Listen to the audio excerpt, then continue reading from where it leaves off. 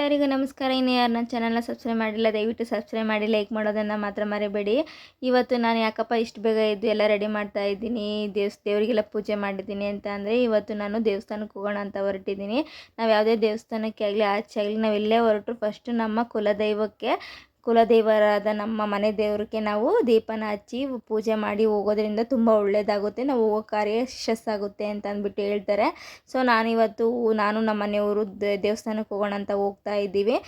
ನಾವು ಗಾಡೀಲಿ ಏನು ಬೇಡ, ದೂರ ಪ್ರಯಾಣ, ನಾವು ಗಾಡೀಲಿ ಹೋಗೋದು ಬೇಡ, ತುಂಬ ಬಿಸಿಲಾಗಿರುತ್ತೆ. ಸೊ ಹಾಗಾಗಿ ನಾವು ಇವತ್ತು ಬಸ್ಗೆ ಹೋಗೋಣ ಅಂತ ಅಂದ್ಬಿಟ್ಟು ಬಸ್ ಸ್ಟಾಪ್ಗೆ ನಮ್ಮ ಅಣ್ಣನ ಹತ್ರ ಬಿಡಿಸ್ಕೊಂಡ್ವಿ. ಇಲ್ಲಂತೂ ತುಂಬಾ ಜನ ಇದ್ರು. ಇವತ್ತು ಸ್ಯಾಟರ್ಡೇ ಆಗಿರೋದ್ರಿಂದ ರಜಾ ಇರುತ್ತೆ ಅಲ್ವಾ, ಸಂಡೇ ಮತ್ತು ಸ್ಯಾಟರ್ಡೇ ರಜಾ ಇರೋದ್ರಿಂದ ತುಂಬ ಜನ ಇತ್ತು. ಎಲ್ಲ ಬಸ್ಸೂ ತುಂಬ ರಶ್ ಇತ್ತು. ಇಲ್ಲಿ ಯಾರೋ ಒಬ್ಬರು ಮೊಬೈಲ್ ಉದ್ರಿಸ್ಕೊಂಡಿದ್ರು, ಸೊ ಅವ್ರು ತೊಗೊತಾ ಇದ್ರು. ಇನ್ನು ನಾವು ಬಸ್ಸಲ್ಲಿ ಬಂದ್ವಿ. ಇಲ್ಲಿ ಬಂದಾಗ ತುಂಬ ಹೊಟ್ಟೆ ಹಸಿವಾಗ್ತಾಯಿತ್ತು. ಇನ್ನು ಅಕ್ಕ ಮತ್ತು ನಮ್ಮ ಅಜ್ಜಿ ಬರ್ತೀನಿ ಅಂತ ಹೇಳಿದರು, ಸೊ ಅವ್ರಿಗೋಸ್ಕರ ವೆಯ್ಟ್ ಮಾಡ್ತಿದ್ದೆ. ಅಷ್ಟೊತ್ತಿಗೆ ತಿಂಡಿನೂ ಮುಗಿಸ್ಕೊಳ್ಳೋಣ ಅಂತ ಅಂದ್ಬಿಟ್ಟು ನಾವು ಅಲ್ಲೇ ತಿಂಡಿ ತಿಂದು, ನಾನು ಸ್ವಲ್ಪ ತಿಂಡಿ ತಿಂದೆ. ನನಗೆ ಕಾಫಿ ಅಂದರೆ ತುಂಬ ಇಷ್ಟ ತಿಂಡಿ ಆದಮೇಲೆ. ಸೊ ಹಂಗಾಗಿ ನಾನು ಸ್ವಲ್ಪ ಕಾಫಿನ ಕುಡ್ಕೊಂಡೆ. ತುಮಕೂರಿಗೆ ಯಾಕಪ್ಪ ಬಂದ್ವಿ ಅಂತ ಅಂದರೆ, ನಮಗೆ ಬೆಂಗಳೂರಿಂದನೇ ಹೋದರೆ ತುಂಬಾ ಹತ್ರ ಆಗುತ್ತೆ. ಸೊ ನಾವು ತುಮಕೂರಿಗೆ ಬಂದಿರೋ ಉದ್ದೇಶ, ಇಲ್ಲಿ ಅಜ್ಜಿ ಮತ್ತು ನಮ್ಮ ಅಕ್ಕ ಬರ್ತೀನಿ ಅಂತ ಹೇಳಿದ್ರು. ನೋಡಿ, ನಮ್ಮ ಅಕ್ಕ ಬಂದು ಆಲ್ರೆಡಿ ಕಾಯ್ತಾ ಇದ್ದಾಳೆ, ನಮಗೋಸ್ಕರ ವೆಯ್ಟ್ ಮಾಡ್ತಾ ಇದ್ದಾಳೆ. ನಮಗೆ ಆ ಕಡೆಯಿಂದ ರೂಟು ಸರಿಯಾಗಿ ಗೊತ್ತಿಲ್ಲ. ಸೊ ಹಂಗಾಗಿ ಇಲ್ಲಿ ಅಕ್ಕಂಗೂ ಗೊತ್ತಿತ್ತು, ಮತ್ತು ಅವರು ಬರ್ತೀವಿ ಅಂತ ಹೇಳಿದ್ರಲ್ವ.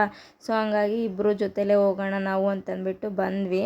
ಈಗ ನಮ್ಮ ಅಕ್ಕ ಅವನು ನಮ್ಮ ಅಕ್ಕನ ಮಗ. ಹಾಗಾಗಿ ನಾವು ಹೊರಟ್ವಿ. ಇನ್ನು ಸನ್ನಿಧಾನಕ್ಕೆ ನಾವು ಸ್ವಲ್ಪ ಬೇಗನೆ ಬಂದ್ವಿ, ಯಾಕಂದರೆ ಇವತ್ತು ಶನಿವಾರ ಆಗಿರೋದ್ರಿಂದ ತುಂಬ ಜನ ಇರ್ತಾರೆ, ಮತ್ತು ಬಿಸಿಲು ಬೇರೆ ಜಾಸ್ತಿ ಇದೆ ಅಲ್ವಾ ಇವಾಗ. ಹಂಗಾಗಿ ನಾವು ಸ್ವಲ್ಪ ಬೇಗನೆ ಹೋಗೋಣ ಅಂತ ಅಂದ್ಬಿಟ್ಟು, ಈಗ ಆಲ್ರೆಡಿ ಒಂದು ಈಗ 10 ಗಂಟೆ ಆಗಿದೆ ಅನಿಸುತ್ತೆ. ನಾವು ಸ್ವಲ್ಪ ಬೇಗನೆ ಬಂದ್ವಿ. ಇನ್ನು ತಾಯಿ ಪೂಜೆಗೆ ನಾವು ಹಣ್ಣು ಕಾಯಿನ ತೊಗೊಂಡೋಗೋಣ ಅಂತ ಅಂದ್ಬಿಟ್ಟು ಇಲ್ಲೇ ಹಣ್ಣು ಕಾಯಿನ ತೊಗೊಂಡು ಬಂದ್ವಿ ನಾವು. ಇಲ್ಲಿ ಒಳಗಡೆ ಹೋಗೋದಕ್ಕಿಂತ ಮುಂಚೆ ಸ್ವಲ್ಪ ಕೈ ಕಾಲೆಲ್ಲ ತೊಳ್ಕೊಳ್ಳೋಣ ಅಂತ ಬಂದ್ವಿ. ಆದರೆ ನೀರು ಜೋರಾಗಿ ನೀರೇ ಬರ್ತಾ ಇರಲಿಲ್ಲ, ಸುಮ್ಮನೆ ಸ್ವಲ್ಪ ತೊಟ್ಟಿಗ್ತಾ ಇತ್ತು. ಸೊ ಅದನ್ನೇ ಸ್ವಲ್ಪ ತಲೆ ಮೇಲೆ ಹಾಕ್ಕೊಂಡು ನಾವು ಹೊರಟ್ವಿ. ಇನ್ನು ಅಲ್ಲಿಂದ ಬಂದು ನಾವು ಹಣ್ಕಾಯಿ ತಂದಿದ್ವಲ್ಲ, ಅದನ್ನು ಒಡಕಿಸ್ಕೊಂಡು ಹೋಗೋಣ ಅಂತ ಬಂದ್ವಿ. ಅಲ್ಲಿ ಯಾರೂ ಒಡಕಲ್ಲ. ನಾನಿದು ಫಸ್ಟ್ ಟೈಮ್ ಅಲ್ವಾ, ನಮಗೆ ಸರಿಯಾಗಿ ಅದ್ರ ಬಗ್ಗೆ ಗೊತ್ತಿರಲಿಲ್ಲ. ಸೊ ಹಂಗಾಗಿ ನಾವೇ ಒಡಕೋಬೇಕಾಯಿತು. ಅದಕ್ಕಿಂತ ಮುಂಚೆ ತಾಯಿ ದರ್ಶನ ಮಾಡೋಣ ಅಂತಂದ್ಬಿಟ್ಟು ಇಲ್ಲೇ ಒಂದು ಸ್ವಲ್ಪ ಹೊತ್ತು ನಿಂತ್ಕೊಂಡು ತಾಯಿ ದರ್ಶನ ಮಾಡಿಕೊಂಡೆ. ನನಗಂತೂ ತುಂಬಾ ಖುಷಿ ಆಯಿತು. ಎಲ್ಲಿ ನೋಡಿದ್ರು ತುಂಬಾ ಬರೀ ಕಾಯಿಗಳನ್ನೇ ಕಟ್ಟಿದ್ದಾರೆ. ಯಾಕೆ ಇಷ್ಟೊಂದು ಕಾಯಿ ಕಟ್ಟಿದ್ದಾರೆ, ಇದರಿಂದ ವಿಶೇಷತೆ ಏನು, ಯಾಕೆ ಬರೀ ಕಾಯಿನೇ ಕಟ್ತಾರೆ ಅನ್ನೋದು ನಂಗೆ ಗೊತ್ತಿರಲಿಲ್ಲ. ಆಮೇಲೆ ನಮ್ಮ ಅಜ್ಜಿ ಹೇಳಿದ್ರು, ಅದನ್ನು ನಿಮಗೆ ಮುಂದೆ ಹೇಳ್ತೀನಿ.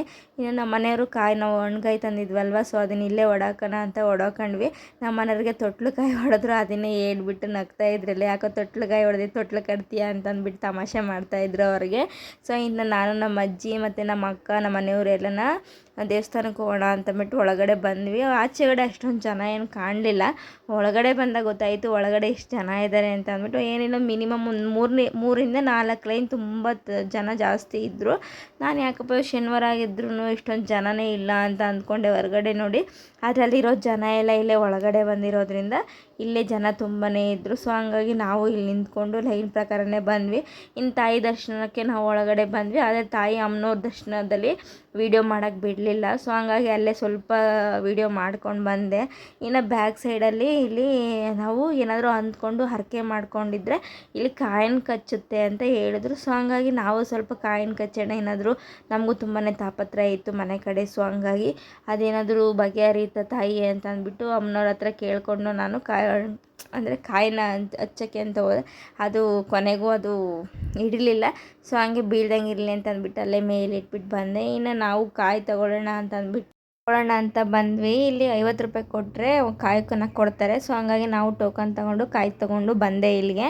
ಇಲ್ಲಿ ಕಾಯಿ ತೊಗೊಂಡು ಬಂದು ಈ ಬಸವಣ್ಣನ 3 ಪ್ರದಕ್ಷಿಣೆ ನಾವು ಸುತ್ತಬೇಕು.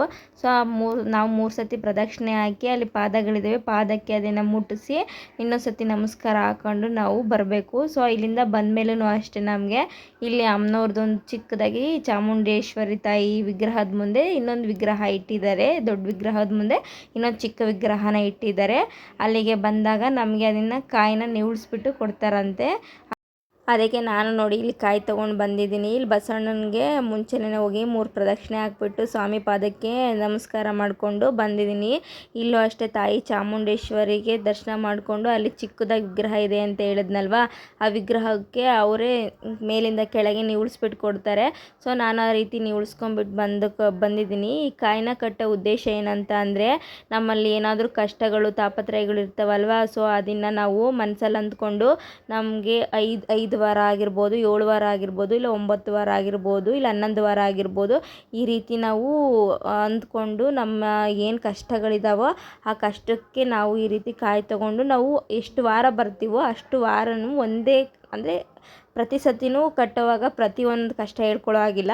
ನಾವು ಮೊದಲನೇ ದಿನ ಕಟ್ಟುವಾಗ ಏನು ಕಷ್ಟ ಇದೆ ಅಂತ ಕಟ್ಟಿರ್ತೀವೋ ಅಷ್ಟು ವಾರಗಳು ನಾವು ಎಷ್ಟು ವಾರ ಅಂದ್ಕೊಂಡಿರ್ತೀವೋ ಅಷ್ಟು ವಾರಗಳನ್ನು ಅದೇ ರೀತಿ ನಾವು ಅದೇ ಪಾಯಿಂಟನ್ನು ಇಟ್ಕೊಂಡು ಮಾತ್ರ ನಾವು ಕಾಯಿನ ಕಟ್ಟಬೇಕಾಗುತ್ತೆ. ಸೊ ಆ ರೀತಿ ಕಟ್ಟೋದ್ರಿಂದ ನಾವು ಅಂದ್ಕೊಂಡಿರೋ ಕಷ್ಟ, ನಮ್ಮ ಕಷ್ಟಗಳೆಲ್ಲನ ಪರಿಹಾರ ಆಗಿ ಯಶಸ್ವಿ ಆಗುತ್ತವೆ ಅಂತ ಹೇಳ್ತಾರೆ, ನಮ್ಮ ಅಜ್ಜಿ ಹೇಳಿದ್ರು. ಸೊ ನಾನು ಹಂಗೆ ಇನ್ಮೇಲೆ ಕಟ್ಟೋಣ ಅಂತ ಅಂದ್ಬಿಟ್ಟು ನಾನು ನನ್ನ ಮನಸ್ಸಲ್ಲಿ ನಮ್ಮದು ತುಂಬಾ ಸ್ವಲ್ಪ ಪ್ರಾಬ್ಲಮ್ ಇದೆ. ಸೊ ಹಾಗಾಗಿ ನಾನು ಅದನ್ನು ಅಂದ್ಕೊಂಡ್ಬಿಟ್ಟು ತಾಯಿಗೆ ಕಾಯಿನ ಕಟ್ಟಿದೆ. ನೋಡೋಣ ತಾಯಿ ಎಷ್ಟು ಬೇಗ ನಮ್ಮ ಕಷ್ಟನ ಹೊಡಿತಾಳೆ ಅಂತ ಗೊತ್ತಿಲ್ಲ, ಎಷ್ಟು ಬೇಗ ಹೊಡಿತಾಳೆ ಅಂತ ನೋಡೋಣ. ನಾನು ಅಲ್ಲಿಂದ ಮುಗಿಸ್ಕೊಂಡು ಕಾಯಿ ಕಟ್ಟಿದ್ದಾದಮೇಲೆ ಅಲ್ಲಿಂದನ ಬಂದು ಇಲ್ಲಿ ಬಸವಣ್ಣ ಇದೆ. ಅದಕ್ಕೆ ಇಲ್ಲಿ ಬಸವಣ್ಣಂಗೆ ನಾವು ಏನಾದರೂ ನಮ್ಮ ಕಷ್ಟನೆಲ್ಲ ಹೇಳ್ಕೊಂಡು ಅದ್ರ ಮುಂದೆ ಕೂತ್ಕೊಂಡ್ರೆ ಅದು ಕಾಲು ಕೊಡುತ್ತಂತೆ, ಇಲ್ಲ ಆಶೀರ್ವಾದ ಮಾಡುತ್ತಂತೆ. ಆದರೆ ನಾವು ಹೋಗೋ ಅಷ್ಟೊತ್ತಿಗೆ ಅದು ತುಂಬ, ಅದಕ್ಕೆ ಸ್ವಲ್ಪ ಒಂದು 10 ನಿಮಿಷ ಅರ್ಧ ಗಂಟೆ ರೆಸ್ಟ್ ಕೊಡ್ತಾರಂತೆ. ಸೊ ರೆಸ್ಟಿಗೆ ಬಿಟ್ಟಿದ್ರು. ಈಗ ಆಗಲ್ಲ, ಅದು ಏನು ಹೇಳಲ್ಲ, ಏನು ಮಾಡಲ್ಲ.